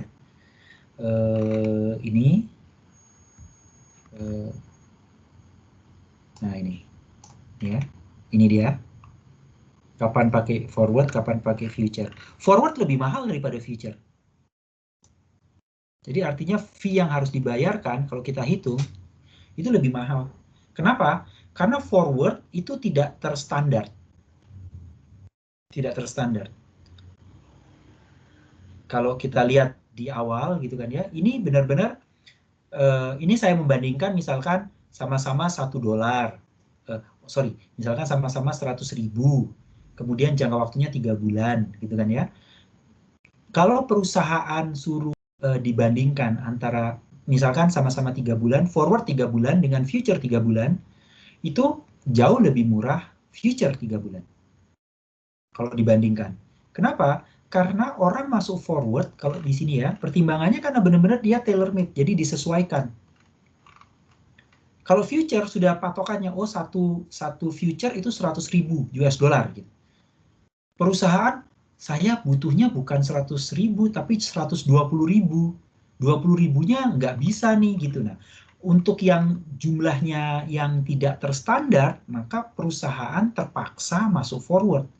Karena forward yang bisa mengakomodir, oh bukan 3 bulan, tapi 2 bulan 10 hari, 2 bulan 5 hari gitu misalkan jatuh temponya. Itu harus forward. Karena kalau pakai future sudah terstandar, maunya 3 bulan, ya 3 bulan. Adanya 3 bulan, 3 bulan. Tiap 3 bulan, tiap 6 bulan, itu misalkan. Dia sudah dipastikan jumlahnya, besarannya berapa, dan jangka waktunya. Di luar itu perusahaan kalau ingin tailor-made gitu misalkan, baik dari sisi jangka waktu maupun dari kuantitinya, jumlahnya, maka dia harus masuk forward. Dan karena tidak standar, maka pihak yang menjual forward itu, bank atau pihak intermediaries-nya akan men-charge lebih mahal. Gitu. Jadi kalau bicara mahal atau murah, future lebih murah. Sehingga kalau tadi, ada pertimbangan cash flow, sebenarnya cash flow-nya ini, cicilannya itu akan lebih meringankan bagi perusahaan. Karena kalau secara total, kalau di total, itu jauh lebih murah dibandingkan dengan biaya total yang harus dibayar ketika dia masuk transaksi forward, sebenarnya itu. Hanya mungkin bedanya, pertimbangannya, di tengah-tengah ada kayak cash flow yang mesti dibayarkan atau diterima. Belum tentu juga dibayarkan ya, bisa juga diterima. Sementara kalau forward itu hanya akhir gitu kan ya. Nah, itu pertimbangannya plus minus sebenarnya. Karena ini sebenarnya cicilan, yang dibayarkan hanya selisihnya. Sementara kalau yang forward tidak ada cicilannya, tapi di akhir langsung besar gitu kan ya. Jadi pertimbangannya kalau dibilang bahwa perusahaan dari sisi biaya atau dari sisi cash flow-nya iya, tapi kalau biaya future lebih murah dibanding dengan forward. Ya. Tapi tadi trade-off-nya harus mengikuti standar future. Kalau emas sudah jelas kuantitasnya berapa, jatuhnya tiap tanggal berapa ada. Gandum sudah ada, soybean sudah ada. Kalau saya beli emas, kalau saya ingin kontrak emas tapi jumlahnya nggak sesuai dengan yang di future, mau tidak mau saya harus masuk ke pasar forward. Dan karena itu tailor made, artinya dibuat sesuai dengan kebutuhan, tidak standar, jumlahnya nggak standar, jangka waktu jatuh temponya tidak standar, maka biasanya pihak yang intermediarisnya yang menjual atau yang melakukan transaksi dengan saya biasanya lebih mahal dibandingkan dengan rate future. Ya. Baik Pak, terima kasih Pak. Sama-sama. Silahkan yang lain.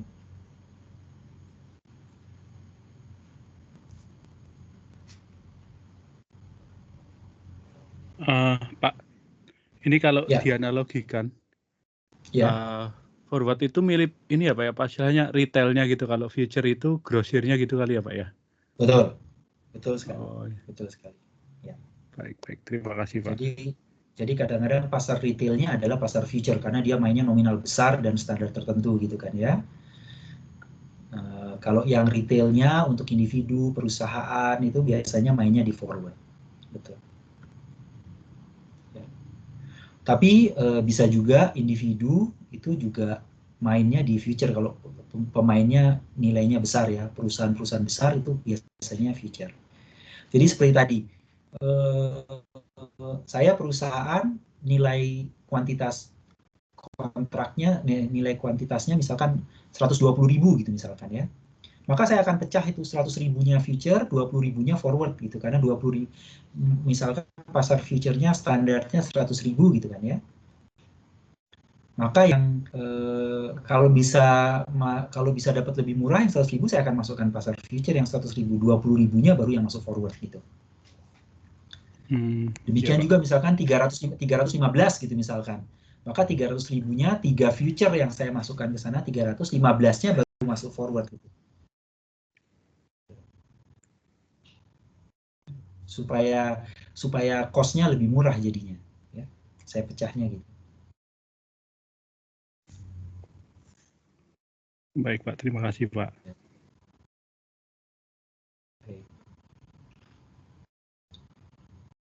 Ada pertanyaan? Pak, Itu mau tanya Pak. Silahkan. Itu kan ada transaksi setiap perubahan rate ya Pak ya. Betul. Dan kalau future ya? kan berarti cenderung dia transaksinya besar Pak. Berarti Betul. perlu ada semacam dana mengendap gitu ya Pak, karena itu kan transaksinya ya. Ini atau setiap ini Betul. harus setor lagi. Nah, biasanya kalau ingin melakukan transaksi future, partisipannya, orang yang ingin melakukan ini harus sudah punya account dan punya balance di account tersebut gitu. Jadi kalau kita melakukan transaksi harus sudah punya account yang akan digunakan untuk kalau seandainya saya harus bayar, maka pembayarannya diambil dari account tersebut. Kalau seandainya saya menerima pembayaran, maka pembayarannya akan masuk ke account tersebut. Dan jumlah balance-nya atau dana yang di account tersebut biasanya dijaga. Harus ada sejumlah tertentu yang ini sebagai syarat untuk melakukan transaksi. Ya. Oh ya, siap Pak. Otomatis berarti ya Pak? Ya, betul. Nah, nanti bisa juga transaksi margin. Coba kalau kalian lihat yang penjelasan yang di video yang S1, itu ada transaksi future biasanya dengan margin biasanya. Jadi artinya saya tidak membiayai seluruh transaksi itu dengan uang saya, tapi ada sebagian uang yang saya pinjamkan gitu kan ya. Nah, biasanya nanti akan ada perhitungan sendiri dari margin tersebut. Saya harus menjaga nilai atau balance dari saldo margin saya itu di sejumlah nilai tertentu gitu. Kalau kurang harus saya tambah, kalau lebih bisa saya ambil gitu ya. Tapi pertanyaannya apakah berarti harus ada saldo atau dana yang memang disediakan? Jawabannya ya.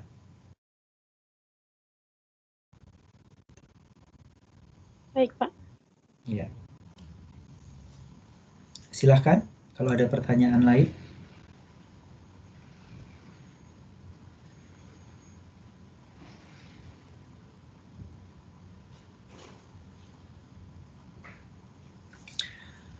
Untuk duration saya tambahkan ada satu video yang sangat detail sebenarnya membahas durationnya. Sebenarnya ini tambahan karena sebenarnya di penjelasan sudah ada contoh tentang bagaimana menghitung duration. Tapi bagi yang ingin memperdalam bagaimana sih detail menghitung duration, itu ada video baru yang saya upload, itu memang khusus membahas tentang perhitungan duration. Saya sudah upload, itu di files, sebentar, kelas materialnya, ini ya. Saya ambil dari video kelas investasi, Managing Bond Portfolio. Judulnya adalah Managing Bond Portfolio, tapi kita khusus bicara duration di sana. Ya. Bagi yang ingin memperdalam perhitungan duration. Karena kalau di sini kan durationnya perhitungannya sederhana dan sekilas ya. Dan nah ini aja kan bagaimana menghitung durationnya. Detailnya ada di video tadi. Di sini kan sampai dapat durationnya adalah 4,17 tahun di videonya. Untuk contoh selanjutnya kan duration sudah langsung dikasih tahu nih berapa durationnya. Tidak usah menghitung lagi dapat dari mana angka 0,2, 0,65, 5,25 gitu. Langsung aplikasinya bagaimana menggunakan untuk konsep hedgingnya gitu kan ya.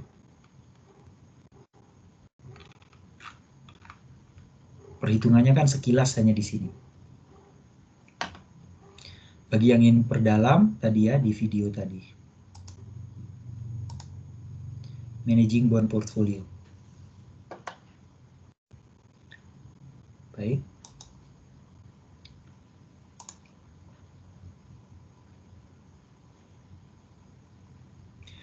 Oh, dan sekalian mengingatkan bahwa option juga ada tambahan video ya ini ya. Jadi option ada latihan soal tambahan.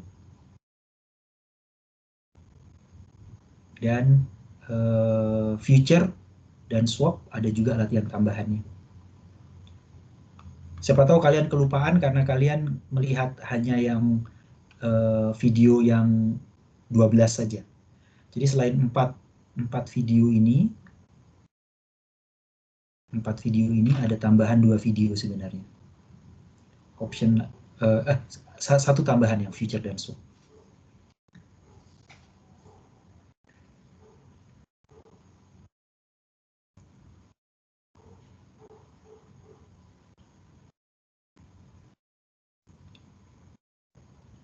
Baik, ada pertanyaan tentang derivatif, kontrak terutama ya, future, forward,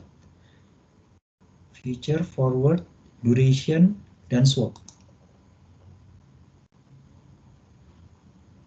Ya, future, forward, duration, dan swap. Ada pertanyaan? Izin Pak. Ya, silakan. Terkait ini Pak, credit default swap. Kalau CDS ya? Itu, ya CDS Pak. Ya. Itu yang dibayarkan berarti selisih antara LIBOR dan spreadnya. Kalau di buku ini kan misalnya dia meminjamkan di 50, terus ya. Dia menjaminkan sebesar di atas ini 40 basis poinnya.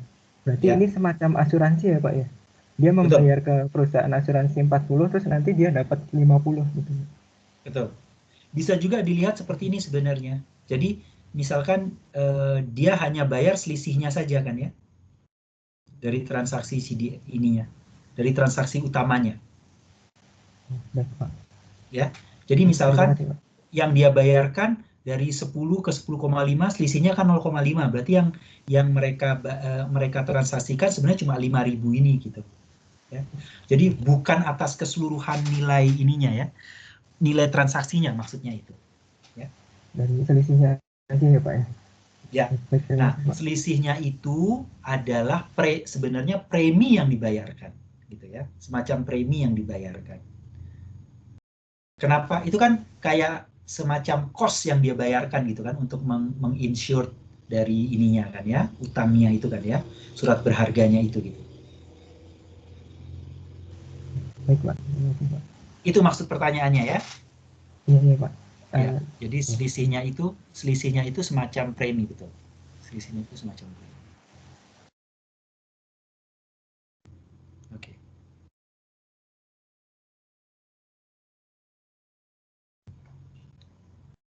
Ada pertanyaan yang lain?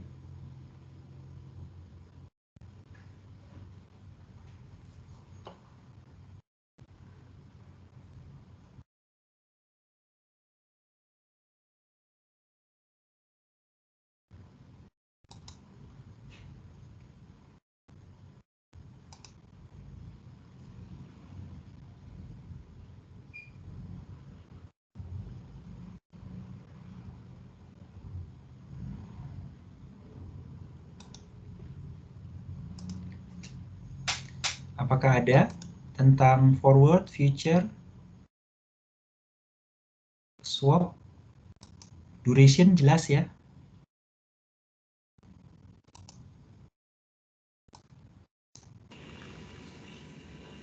Tanya sedikit Pak. Silahkan. Balik ke soal yang tadi Pak, yang swap ABC dengan XYZ Pak. Oke. Nah itu kan tadi kita bahas soal nomor 3, poin ketiga Pak ya. Ya. Di mana bank menjadi intermediary. Nah kalau poin 1-2-nya kan kalau dilihat itu ABC langsung XYZ. Betul. Nah dalam hal itu apakah apalagi yang nomor 1 itu, apakah dalam hal ini berarti seolah-olah untuk melakukan swap ini ABC dan XYZ itu tidak keluar biaya? Iya, betul. Jadi karena langsung ya, ABC ketemu XYZ, pas kebetulan mereka punya nilai utang yang sama, kemudian kebetulan ABC maunya fix, kemudian XYZ maunya floating, mereka ketemu, mereka bikin kesepakatan, akhirnya mereka bagi dua dan mereka sepakat berdua saja sehingga nggak ada fee yang mereka bayarkan. Jadi benar-benar mereka split atau mereka bagi keuntungan dari transaksi ini berdua di antara mereka, gitu ya. Di sini kan berarti ABC diuntungkan, kalau yang nomor 1 ABC diuntungkan 1%, XYZ diuntungkan 2%. Sementara kalau soal nomor 2 kesepakatannya adalah mereka bagi dua nih, ABC dapatnya 1,5% dari transaksi ini, XYZ 1,5% keuntungannya gitu. Sementara kalau yang di nomor 3, ABC untungnya 0,5%, XYZ 0,5%, bank sebagai intermediaries untungnya 2% gitu kan ya. Jadi memang kalau di 3 seolah-olah ABC itu cuma dapat 0,5%. Yang tadinya dia mestinya dapatnya 1,5, cuma dapat 0,5. Artinya dia memberikan 1%-nya untuk bank. XYZ yang kalau misalkan transaksi langsung dapatnya 1,5% keuntungannya, karena dia dia ada transaksi dengan bank cuma dapat 0,5, seolah dia bayar plus 1% ke bank, gitu ya. Tapi memang harus dilihat, ABC ketemu XYZ itu jarang sekali.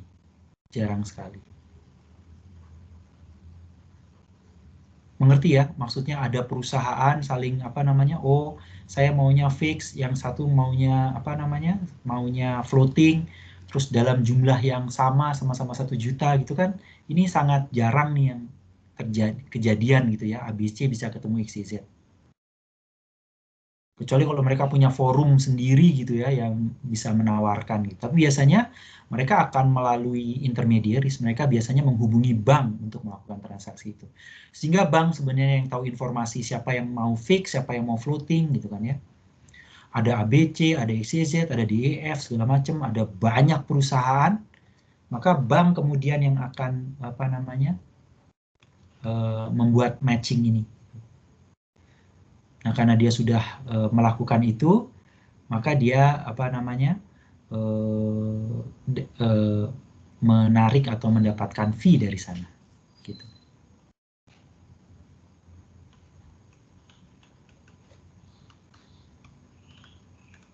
Menjawab pertanyaan.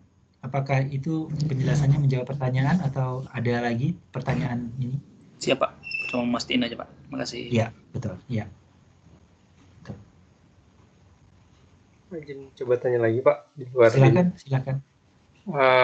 Untuk kasus yang exchange rate Pak ya, foreign exchange rate itu, tadi Bapak sampaikan biasanya bank ngambil dari selisih berapa tick dari harga itu spot rate ya Pak. Tapi biasanya kan yang mohon koreksi jika salah. Yang tahu saya biasanya bank itu udah atau lembaga penukaran mata uang asing biasanya ada kurs jual dan ada kurs beli di mana itu udah ada selisih gap untuk profitnya. Apakah itu sebagai ya itu dasar mereka ngambil margin atau tetap kayak tadi berapa tick di atas kesepakatan kontrak? Ya, oke. Jadi gini ya. Jadi sebenarnya kita bicara dua hal yang berbeda. Kurs, nanti kalau kita bicara foreign exchange, kalian bisa baca bagian foreign exchange. Kurs itu ada kurs jual, ada kurs beli. Ya. Kalau kita bicara kurs, kita bicara kurs dolar gitu ya. Nilai dolar terhadap rupiah. Jadi kalau saya tulis ulang supaya lebih lebih kurs rupiah terhadap dolar. Gitu ya. Ini ada kurs jual, ada kurs beli. Misalkan 14.500 dan 14.300. Ini kurs jual, ini kurs beli. Artinya, kalau saya punya $1 dan ingin menjual $1 saya, maka saya hanya akan dapat 14.300. Jadi kurs jual banyak yang bingung dengan kurs jual sama kurs beli ya. Itu sisi perbankan atau lembaga ya Pak, bukan individu. Betul. Bukan individu. Artinya gini, kalau saya sebagai bank, saya beli dolar kalian, maka saya belinya dengan 14.300. Tapi kalau saya jualnya dengan 14.500. Saya hilangkan jual beli supaya kalian nggak bingung, karena jual beli kan dari dua sisi ya, dari bank, dari kita, gitu kan ya. Tapi gampangnya gini, institusi yang melakukan transaksi itu pasti akan memperoleh keuntungan dari transaksi tersebut.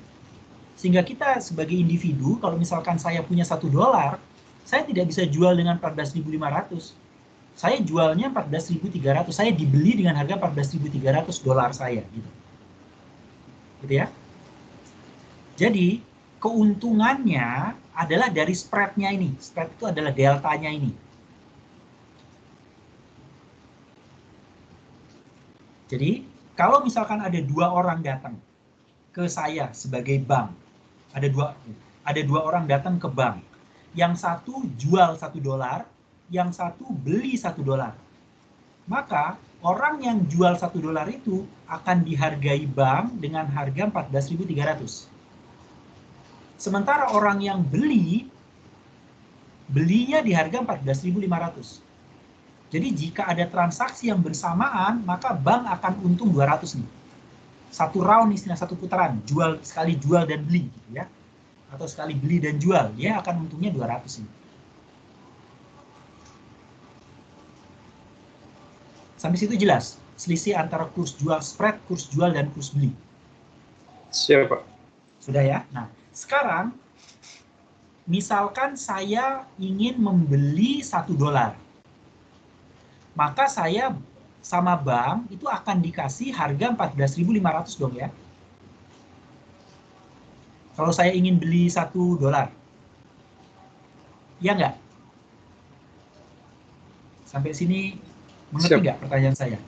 Kalau saya ingin beli $1 hari ini, maka saya harus punya rupiah 14.500.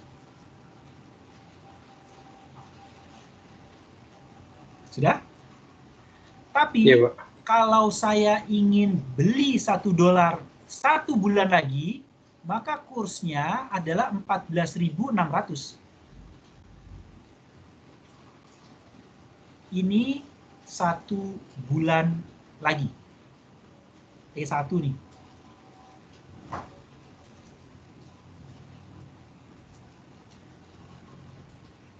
Kalau sekarang saya jual 14.300, saya jual sekarang, saya jual dolar saya dapat 14.300, tapi kalau saya jual 1 bulan lagi, maka kursnya adalah 14.200.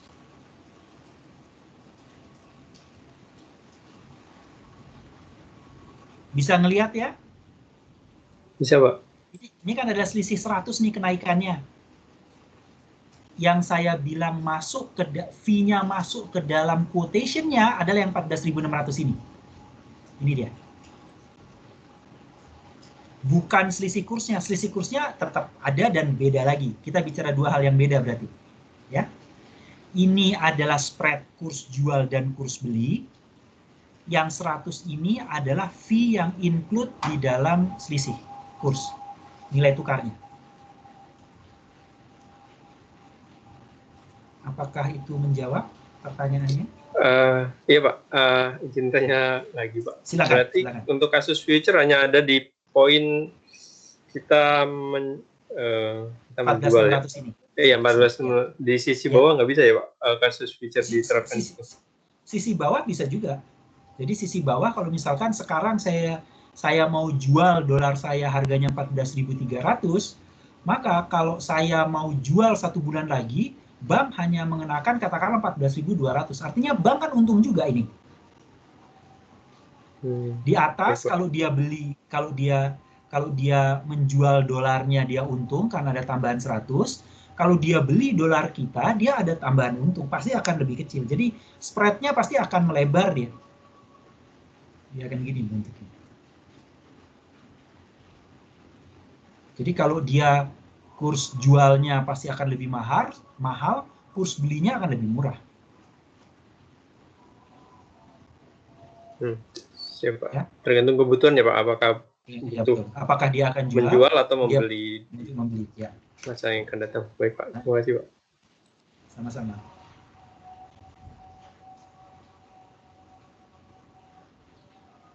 Silakan kalau ada pertanyaan lain.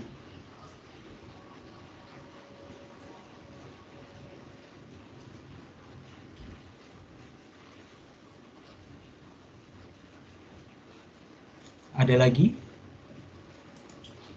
pertanyaan tentang forward, future, duration, dan swap?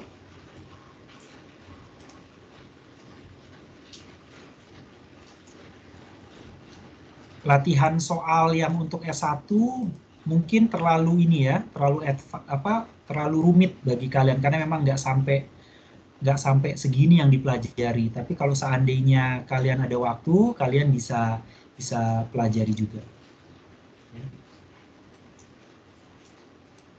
Ini contoh yang apa namanya?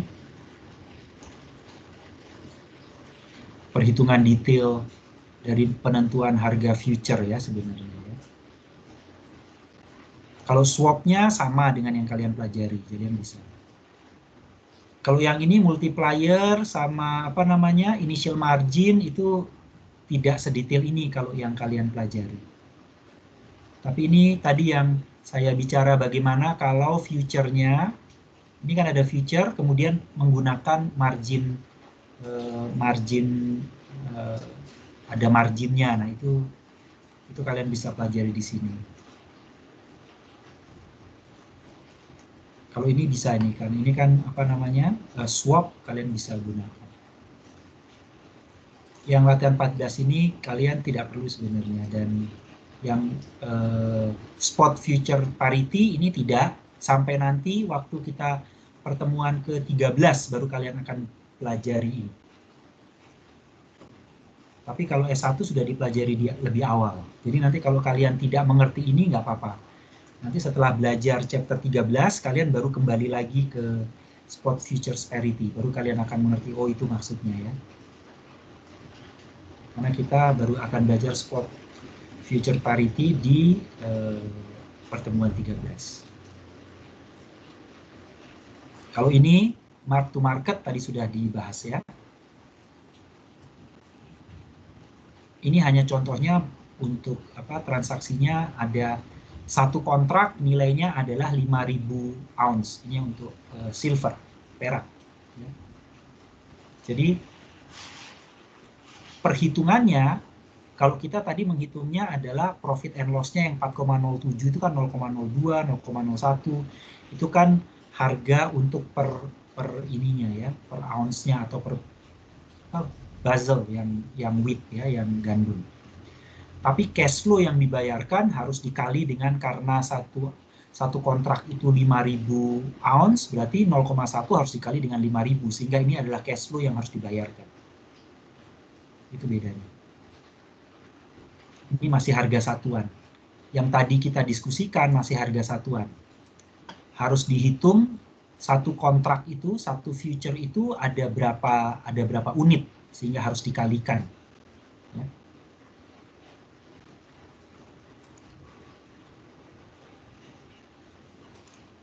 Nah ini 0,02, 0,07 harus dikali dengan dia punya berapa kontrak, misalkan dia punya 3 kontrak gitu. Dan satu kontrak itu ada berapa unitnya. Kalau ini kan unitnya adalah per basel. Nah, satu unit misalkan berapa? 100 basel gitu misalkan.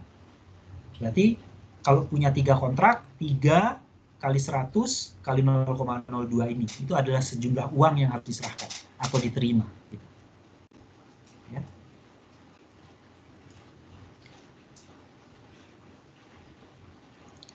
Ada pertanyaan?